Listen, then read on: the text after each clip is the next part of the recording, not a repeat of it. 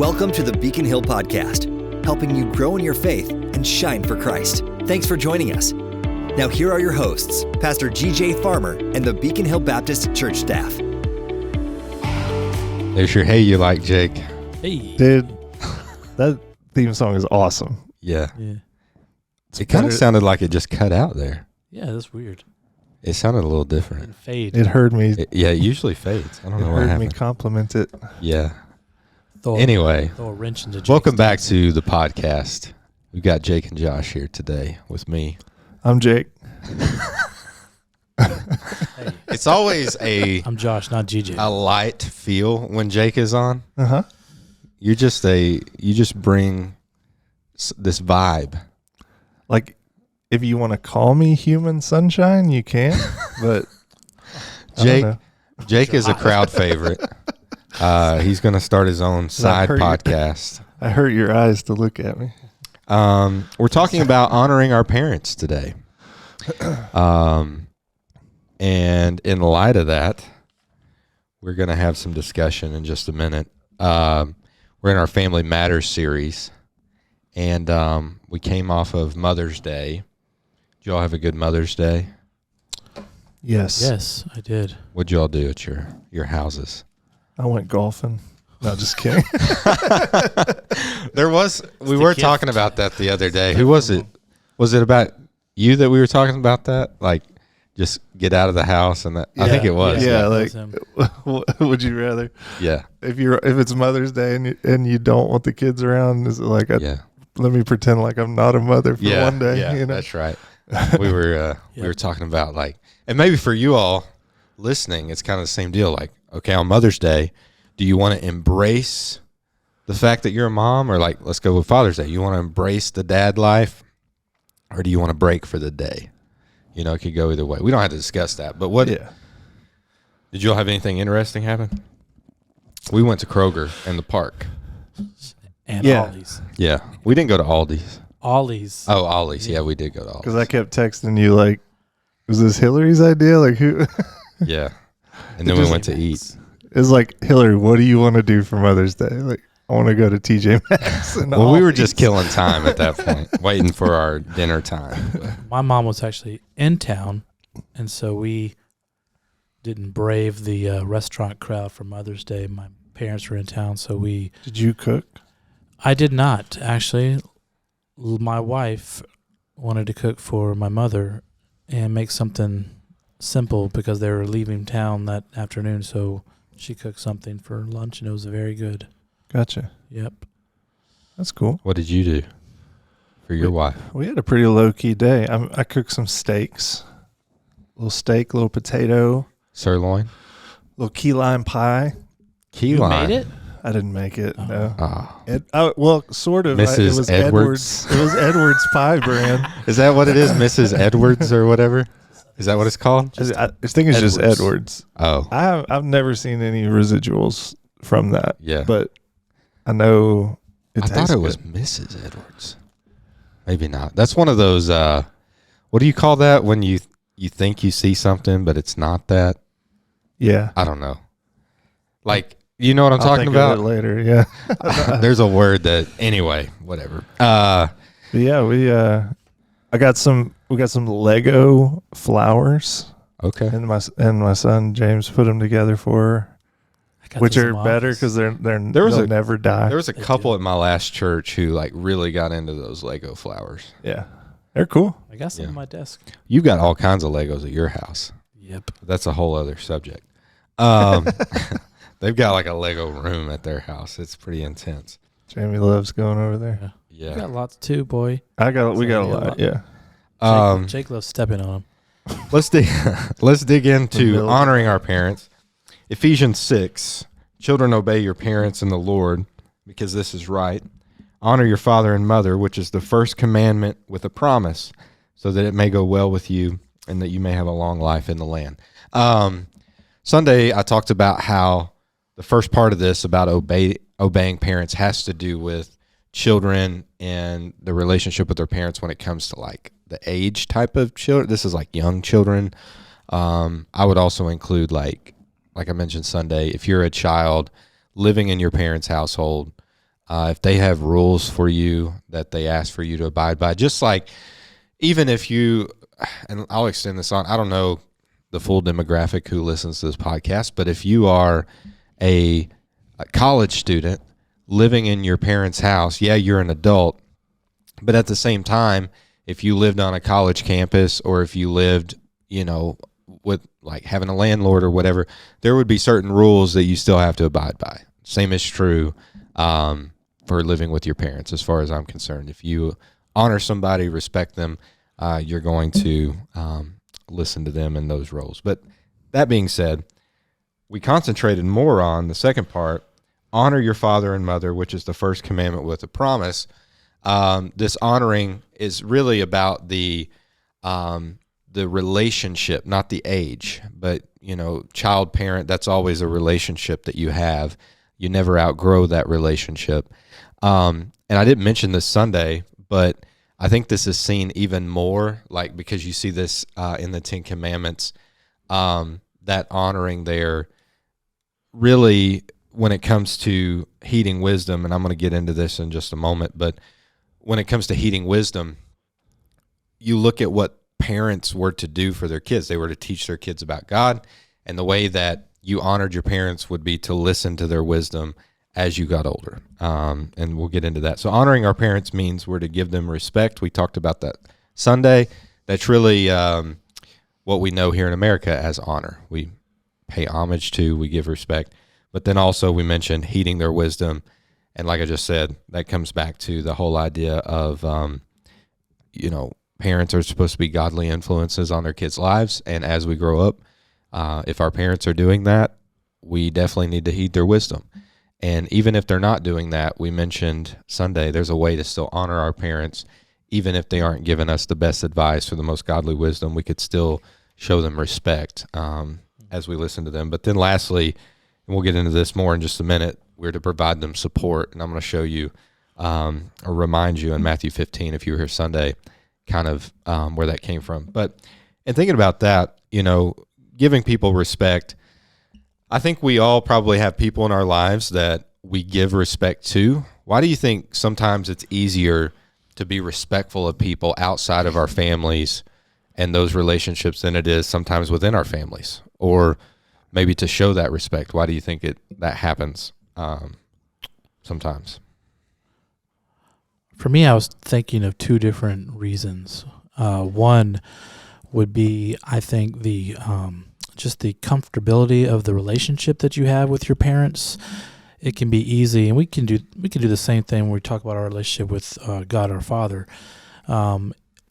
We get into such a relationship that we expect things from them, and then it becomes so, like I said, comfortable with it. Like we're like, well, why do I have to respect you with that? You should be doing that because you're my parents.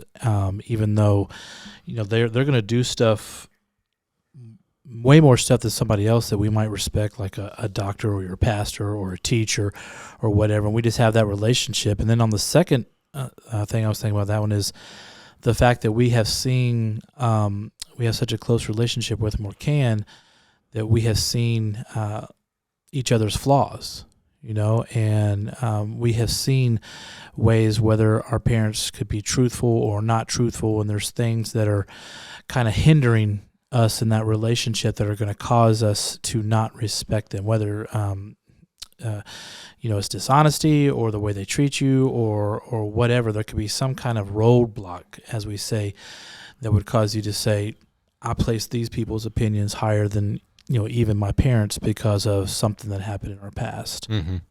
I mean, you've been a youth pastor, and I think even if you're not a youth pastor, like if you're just a parent, you kind of know how this goes, that especially through the teenage years, there's something that happens where parents are like, hey, can you talk to my son or my daughter about this? Because I think they'll listen to you more than they'll listen to me. And it's almost like we go through this phase as teenagers where we value other people's influence or maybe look up to them a little bit more than we do our parents. And for most people, I think you reach a time in your life that you come back around where you realize the value that that your parents actually have in your lives and played in your lives. But But there's kind of like that weird dynamic where at a certain point you kind of listen or want to listen to other people more. I don't know. Yeah. Well, yeah, I was going to say the fact that we see the best and the worst in our family members because we live with them and we see them all the time. And so that can be hard to differentiate. But then also I think it's kind of just natural rebellion against authority. You know, I think that a lot of times, sometimes people outside of your family can be an authoritative presence, but for the most part, you know, a pastor or a family friend or, you know, even like a celebrity that we look up to or something like that, where it's like they're there more for the support kind of role than they are having to tell you things that you don't like in a way that, like in a punishing type of way. You know, I know that,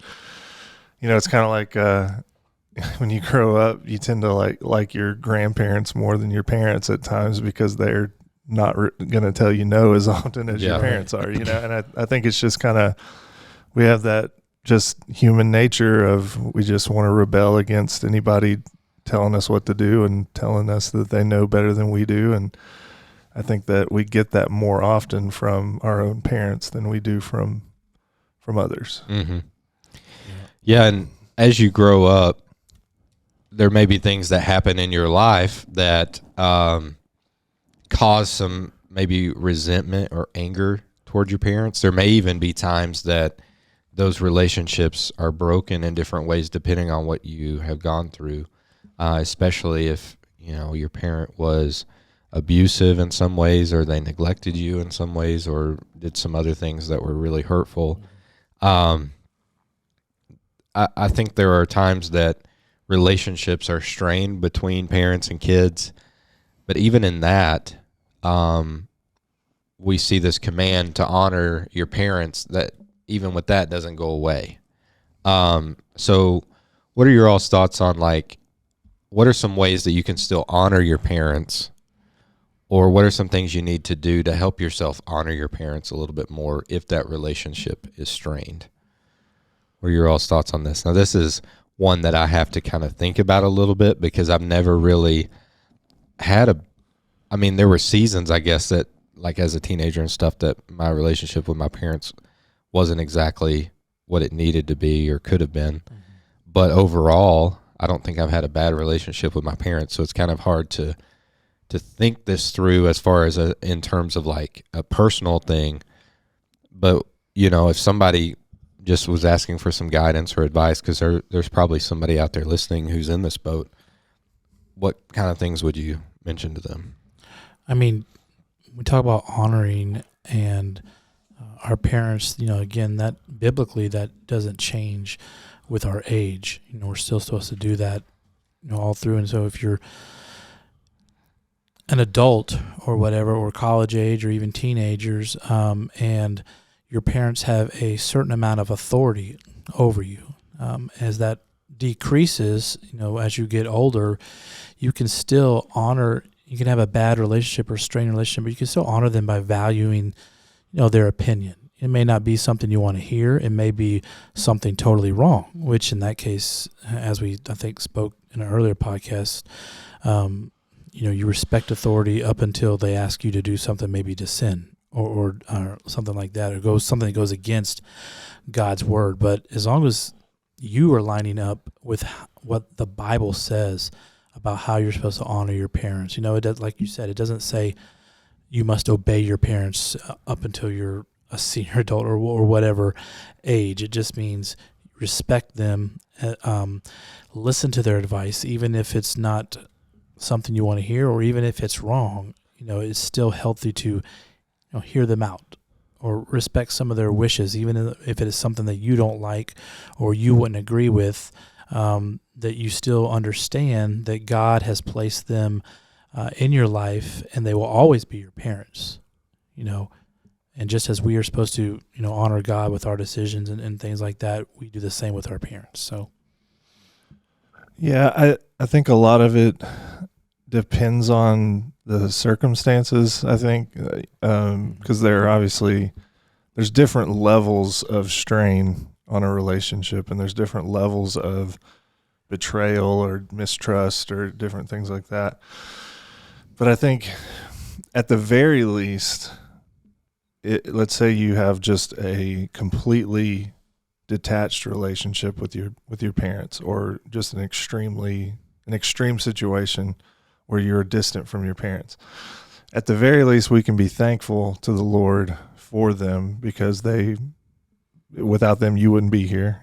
God used them to give you life and and those types of things. And whether you learned good things or bad things from them, you were able to learn one way or the other about how you should be, and so I think being able to thank God for his provision, even though it may not be the picture perfect thing. It may not be the way that I grew up. It may not be the way you grew up, but we can be thankful to the Lord in all things, because he's always looking out for us. And so, but then when it comes to things that, like you said, for a season where we're detached, I think we just have to remember to one, it's like, if I had a strained relationship with my parents, I know that they love the Lord, and I know that they try to do what he says, And so I think thinking the best of one another is an important thing. I think that finding common ground in Christ is an important thing, and being able to set aside differences for the sake of this very important relationship that God has given you, I think is important. I think a lot of times the further we grow apart, the more we forget that. Yeah, and I was thinking about honoring and some of the steps that you can take if you do have kind of a horrible relationship, let's just say, with your parents. Maybe that first step for you would be like committing to the Lord and committing to yourself. Like, I know that maybe even at this point in time, if you were honest, you would say, I know I have a hatred toward my parents. And maybe that first step of like trying to build back that honor and live that out would be, one, to start praying for them, to start praying for yourself, that you maybe could find a way to forgive them, or that, that bridge could be mended back. Maybe it's got to go the other way. Maybe they've got to forgive you. And you got to take some steps in that. But, Jesus says to love your enemies and pray for those who persecute you. I think there's an application that can be made with that here, that when you start praying for somebody, it softens your heart toward them. But also, I think another step that you could take is to say, okay, depending on where I am in this journey, maybe where I need to, like what I need to do right now is to say, I am not going to say anything negative about them publicly. And that's like, I'm not going to talk negatively about them. I may still struggle with the negative thoughts. I may still struggle with the hatred for now. And of course, you don't want to just settle in that. You want to try to grow through that. But maybe that first step is, I'm not going to say anything negative or talk bad about them, even though I feel strongly certain ways. And then as you pray, maybe God will grow you to not only get to the point that you don't say anything negative, but maybe those feelings start to dissipate, and maybe you can get to a place where you do forgive them. And I'm not going to sit here and say that I fully know or understand every situation that's out there. I mean, everybody has their own journey that they go through and struggles that they go through, so I can't say that I understand maybe the feelings that you're going through. But we do look in the Bible and see that no matter what things people do to us, that we are called to love in certain ways and show grace and forgiveness, and God enables that and empowers that within us.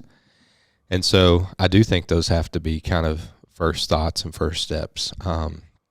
And that being said, one of the other things that I wanted to talk about today that we didn't really get to Sunday was, I think our culture as a whole, and thinking about honoring our parents, kind of makes a joke or makes light of, and gives a license to, I'll say, talking negatively like about in-laws and joking negatively about our in-laws and things like that. And we see that portrayed throughout, obviously a lot of TV shows, and even just within our culture. It's almost like expected that you act that way about your in-laws, where if you meet somebody who actually seems to like their in-laws, it's like, oh, that's weird.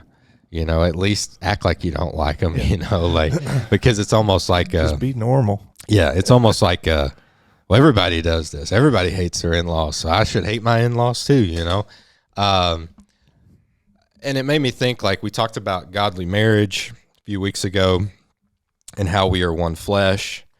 It also made me think about how, like, discipleship in the home, like if we are trying to disciple each other to honor our parents, how does that play into, like, our marriage? How do you see honoring our parents and that being important, like with the in-laws and those kind of things? And, I don't know, what are your all's thoughts on that? Because I was thinking through that, like, how it could kind of undermine some things if we took an opposite approach with our spouses toward their parents and things like that. I don't know. What are your all's thoughts? I have one thought, like you said, I think when it comes to honoring our in-laws, you do remember that you and your wife, are technically one flesh, and that I would, her relationship with her parents, my wife's, is obviously different than I have with the in-laws, but out of my love and respect for my wife, we should choose to honor them and not have that negative between us. But also, I think one of the challenges could be is when your in-laws expect something from maybe your spouse or whatever, and then you have to kind of remember that when you guys were married, they leave. You're your own family. Yeah. And that you're the head of the household as us as husbands and fathers, and you make the decisions for your family. You are required. She is not technically under their umbrella, of responsibility or safety anymore, and it's your job as a husband to lead in that way. And sometimes that can clash. Yeah. And I think when that happens, that comes back to what we were talking about a minute ago. When I think I mentioned this a minute ago on the podcast. I know we talked about it before, but when it comes to heeding people's wisdom, like, even if we don't get the best guidance and, the most godly guidance from people, there's a way to still honor. And even if that is like with your in-laws or whatever, you're going to say, hey, I'm going to choose to be different than the culture. And at the very least, I'm not going to talk negatively about them to people. I think going back to that, this is another thing that I think our culture does with marriage, and this is a side topic, is like they almost like expect and encourage guys to talk badly about their wives when they're away from their wives, like, almost like locker room talk or something, like, oh, my wife, blah, blah, blah. And, I think for all of us, we have to commit to say, we're not going to talk bad about our spouses. We're not going to talk bad about our in-laws, like, because we want to show them honor and respect. We're not going to talk bad about our parents. All of these things are super important. Mm-hmm. What else, Jake? Well, my in-laws are the best. If you're not watching, he just looked at the camera. Did you wink? I couldn't tell. No, I just flashed a smile. You gotta make sure that Irresistible. Make sure that you're I have the best relationship ever with my in-laws. Actually, I kind of do. But I think the thing that's tough is if there's a strained relationship between you and your in-laws, it affects your spouse. They're in the middle. And so I think trying to be conscious of that and just not really feeding your own selfish feelings sometimes is the best route. It's like, okay, this is annoying me. I don't think this is right. more than likely my wife knows that and knows that I feel that way. Mm-hmm. It's not going to be helpful for me to dump all of that on her, because she is in a far more, like you said, central position, having to probably talk to both sides and have to work things out. And so you're putting unnecessary burden on your spouse when you do that. And so I think that, you know, and the other thing is, as a husband, it makes me, one of the things I struggle with is it makes me angry when something happens to my wife or my kids that I want to protect them from. And some of that is good, but it's like, that's a, you know, it's a source of anger with me. So if something happens, even if it's minor with her parents or, you know, whatever, it can be like, I want to step in and, you know, solve it right there the way I want to solve it. When you have to kind of step back and it all comes down to respecting people. We talk about loving people as ourselves, all those things. Like, we need to try to be compassionate. We need to try to be understanding. And so while it is harder sometimes with that relationship, we need to strive that much harder to maintain that, so that we can be at peace with our own spouse and make things easier on them. Mm-hmm. I have a different, coming off what you said, another challenge that I think is if your spouse has a difficult or strained relationship with their parents or whatever, and then, like you said, you're in the middle, or she's in the middle, if you don't honor them, and now it kind of puts you in the middle, because you need to honor them, but also, you know, technically need to lead your family and lead your wife, so you need to be there for her. And like you said, Jake, you know, you'll feel anger or whatever, frustration when something happens to your wife or your spouse, and you want to defend it, but at the same time, you know that they're always going to have this relationship, so you need to work to restore it, or bring honor to them still. I think that's because I was going to mention that too. That's the tough thing is, the way I see that the Bible presents marriage is, one of the things that we do in our relationship with one another is we sanctify each other, in that, what I mean by that, we disciple each other. We are teaching each other how to follow the Lord. And in areas I'm weak, for instance, Hillary pushes me to be better. In areas she's weak, she's not weak in any areas. Areas she's weak. That a boy. Yeah. Areas she's weak. You know, I hope I'm pushing her to be better. But that's the thing is, like, if either one of you have a bad relationship with your parents, it can be easy for each other to, like, because you're on the same side, to be like, yeah, they're horrible, you know. Feed into it. Yeah, and if we're trying to sanctify each other and disciple each other, we need to be encouraging our spouses, like each other, to honor our parents. And that can be, you know, like I said, sometimes a struggle when emotions and feelings and all this other stuff get in the way, you know. So I want to talk about one other thing before we wrap up. In Matthew 15, Jesus confronted the Pharisees there, and they had basically, through their traditions that they had started up, they had made a way for people to not honor their parents. Essentially, if they committed a certain amount, or not a certain amount, but if they committed money to the temple, they could say, well, I've committed this money to the temple, so I don't have it to give to you in your need. And then they wouldn't have to honor their parents. And not only were the Pharisees and the scribes doing this, but some believe that they were making it where other people, even if they wanted to honor their parents and give to them in need, if they had already locked that money up with the temple, that the Pharisees and the scribes were like holding this over their heads, like, no, you can't do this because you've committed this money to the temple.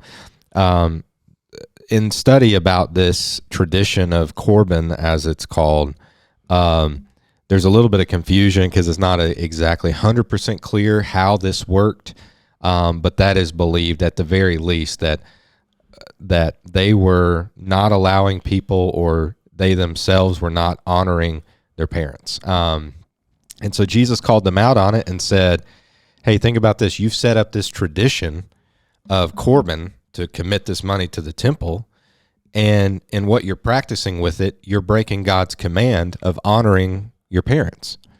And so in this context, when Jesus used this, he was saying for this to play out, and this application here in this context would be honoring your parents means you provide them support. If they're in need, physically, financially, whatever, like, to honor your parents means you provide them support. And like I said Sunday, it's not mind-blowing when you step back and think about that's essentially what we're called to do for everybody. Like when we love people and there's a need, we try to meet that need. The same is true with our parents. And I think sometimes where we get this a little bit backwards or wrong is because for most of our lives, we've been in the relationship of where our parents take care of our needs. Mm-hmm. And so we always look at it that way, like, oh, well, they're just here for us, and it's not a back and forth. I've always thought it was interesting how, for lack of better terms, just the circle of life, if you will, goes that those who took care of you, you end up taking care of, and that's just how life is. You know, the things that your parents do for you when you're a child, a lot of times those are the things you end up doing for your parents, and that's just how God has orchestrated life to be in a lot of ways. But here we see honoring our parents are these practical needs. What are some other ways maybe that you can think of that we're called to honor our parents, that in these practical needs are things that, maybe we haven't thought about or addressed? I was just kind of curious about that. Is there some application that extends on beyond this a little bit? I don't know. Mm-hmm. I'll give you all time to think about it while I say, in my life, I have seen, my dad passed away 11 years ago. And since then, my grandparents got older, and my dad has one brother. And I have seen him step up in a lot of ways to take care of my granddad before he passed away. My granny did a lot to take care of him, of course, as well. But then now he's doing a lot of things to help my granny out around the house and get to doctor visits and things like that. And that's just been a real example of what it's like, in my opinion, to honor your parents, to take care of them. And I've looked up to him in a lot of ways for him doing that, because, my dad is not there anymore to do that. And so he's having to take care of, probably more responsibility than he would have otherwise. But he's definitely, doing that. And so I thought that was cool. But any other thoughts on this? Well, I think you touched on it when you said biblically. It really is the way they did it in circle of life, whatever. They we see in the Old Testament different places of how they took care of their parents, whether they have to live with them or whatever. I'm not saying that's the answer to how do you honor your parents, but just to honor them by being available for them. That can be a lot of different things to a lot of different people. We see the financial side of it. My parents were in the congregation, listened to you preach that point, and my mom was telling me, she was like, that point really, really hit home with us, because I've lost 3 of my grandparents in the last few years, and just recently my grandmother on my mom's side has been in, she was like 95 years old, and she was in a care nursing facility, and I know that my parents and my mom's siblings and their families have supported her financially, because to be able to put her in that, and But my mom was saying, like, it's always, I know we did that, and she would go and see her, and every week, down an hour or so, 2 hours away, but she always thought, she's like, are we doing enough? Are we doing it like we're supposed to be doing it? Could we be doing more? And there wasn't really anything, because it was a facility where, they fed her and, did all that. But it was definitely on their mind. And I know that as I get older, we're moving into different stages, to where we had to start considering that, like thinking, long term, how can we support, how can I support my parents, as they age gracefully? Mm-hmm. Yeah, I think another thing I thought of that maybe is different than what we've said is... I hope it's different. Otherwise, you're just saying what we said. It's kind of like you said. No, I think, the other thing is we get older, and we get not only to a place where financially we can support them, but also we should be gaining spiritual maturity to where we can now become a source of wisdom and advice and things to them that maybe we couldn't when we were younger. Mm-hmm. And I think sometimes that probably can be hard for older parents to accept that type of thing from their children.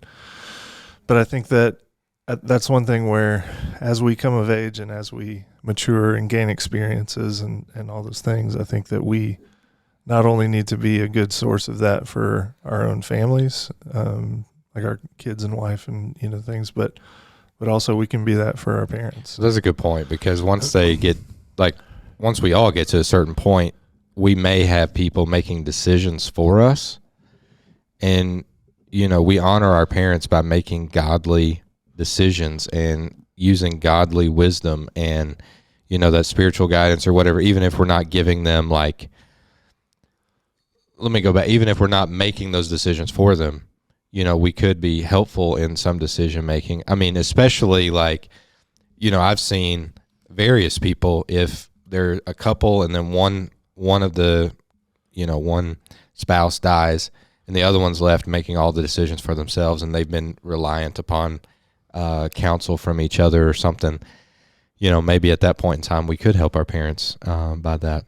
Lots of different applications here. The main thing is, like we said, we're called to honor our parents. Now, this Sunday, we'll be wrapping up our Family Matters series. We've got one final sermon. We hope you'll join us that day, and we'll be kicking off a new series soon. Try to announce that this week on social media. But, be here Sunday morning, 9:15 grow groups, 10:30 worship. We'll have another great time. A lot of things happening here at Beacon Hill. If you're not part of a church, we'd love to have you come be a part. Any final thoughts? Let's hear that sweet. I'll play it. song. I'll play it so you can dance, man.